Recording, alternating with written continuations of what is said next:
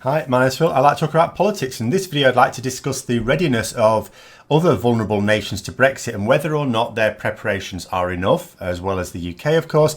And given that the only Brexit being pursued by the UK government is a no-deal Brexit, that's what I'm really talking about here. But first, if you find yourself enjoying the video, then please click the like button and subscribe to the channel. So in terms of no-deal Brexit preparations, there is a marked contrast between those taken by the UK and those taken by other EU nations.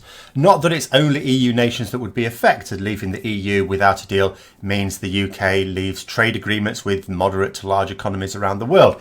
But we have the bulk of our trade, travel, security, cooperation and other links with our EU neighbours, of course.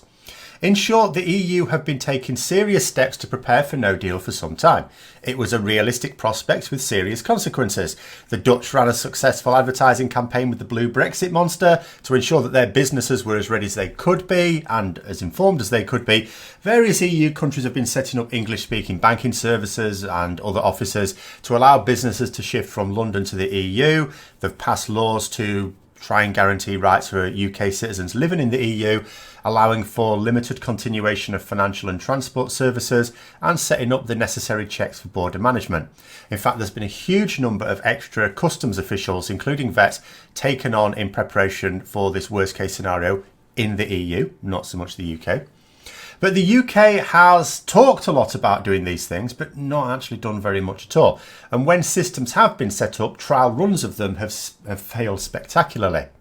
But the CBI, the Confederation of British Industry, has announced recently that nobody is ready for a no-deal Brexit. Not the UK, not the EU member states, and not the EU Commission. They note that mitigating no-deal damage is the responsibility of businesses and governments on both sides.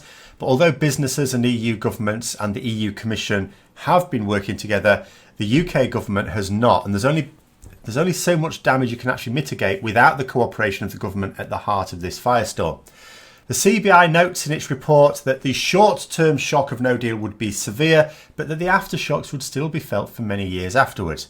Queues at the UK borders, fears for food supplies, service firms being unable to legally fulfil their obligations as it's too expensive for most of these firms that are quite small to actually put in place the necessary measures. Even free flow of data would have legal difficulties. The IMF regarded Brexit, along with the downturn in China, as one of the two greatest threats to the global economy.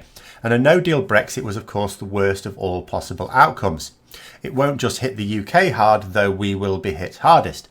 It hurts people across the world, and particularly in the EU. So, the bellicose Brexiteers cry, why don't the EU just agree to our deal then? Simple. There are worse things than a no-deal Brexit, and the unravelling of the EU itself, with the integrity of the single market at its core, would be far, far worse. This is why EU businesses who are going to be hurt by this have not been calling for their EU leaders to renegotiate anything. The single market's more important to them. So fantasy deal or no deal, the developed Western world will be hit hard in either case. Little wonder that the Kremlin has taken such an active role in Brexit. The rewards for Putin are probably even greater than getting Trump installed to start his trade war with China. But back to that CBI report, and it notes that although the UK government has prepared a number of statutory instruments and advice to businesses, which is all good, that advice hasn't actually been communicated to businesses in any meaningful way. Now, the reason for this was back with Theresa May as Prime Minister.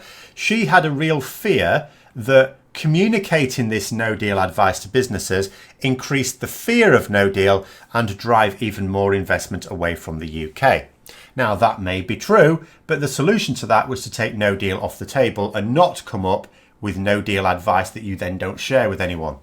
She could, for example, have published all the government reports into the effect of a no-deal Brexit to help get the consequences into the public domain, instead of suppressing their damaging conclusions to be leaked out by MPs in dribs and drabs using parliamentary privilege. But the CBI has a number of recommendations for the government now.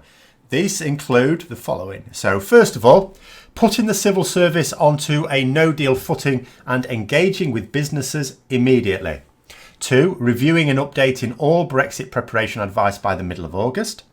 3. Launching a clear communications campaign with simple and clear advice for firms by the beginning of September.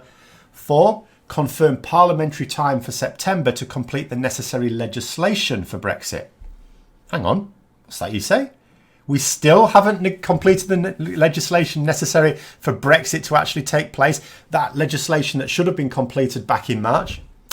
No, that's not done, and not likely to be done without extra parliamentary time, and given that Parliament is gearing up for a war with the government, you can't imagine that time is going to be forthcoming either. The fifth recommendation of the CBI is that the government publish preparation measures in October so that everyone understands them and has confidence in the government's ability to deliver this. Without that confidence, you're not going to get investment. And six, scale up trials of the IT systems by the middle of October. Now that one to me sounds like pissing in the wind. After the disasters of every new IT system that this Conservative government has rolled out, which still don't work years later, who believes that they'll get this one up and running in a matter of months? In fact, the CBI report has loads of recommendations, not just those six, and it has recommendations for the EU as well as the UK, but those are the crucial six for the UK government that they felt compelled to highlight near the beginning of the report. The report, by the way, there's a link to it in the description below if you want to read it yourself. Now, my concern is that I don't see any of these recommendations really being put into action. Sure, Boris Johnson has earmarked £100 million for a no-deal advertising campaign. But that's not the same as an information campaign.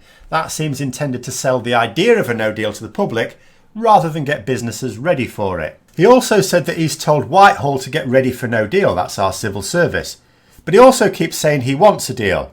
Less than 4 months before he wants us to leave the EU, he can't even tell us what that means exactly. How can you properly prepare for an event when you don't know what that event is? But the worst part is that the CBI said that readiness can only be achieved by discussions between the UK and the EU. Can't be done separately, can't be done unilaterally. But Boris Johnson and his cretinous cabinet are refusing to discuss anything with EU leaders unless they release the unicorns. And I'm not holding out much hope for the meeting of the G7 either, where Johnson will have the opportunity to talk to Merkel and Macron on an individual basis. He's probably more likely to be scurrying around after Donald Trump, causing trouble instead. So there you have it. Despite the best efforts of everyone barring the UK government, the CBI's assessment is that nobody is ready for a no-deal Brexit, that it is possible to mitigate some of the damage, but that it requires action that is not actually being taken. I am frequently reminded by a colleague that it is a Chinese curse to be told, "May you live in interesting times." We are about to live through times of the most extreme interest imaginable in the modern world, I suspect. So I hope you found the video interesting. If you'd like to support the channel further, then please click the Patreon link. And until next time, I'll see you later.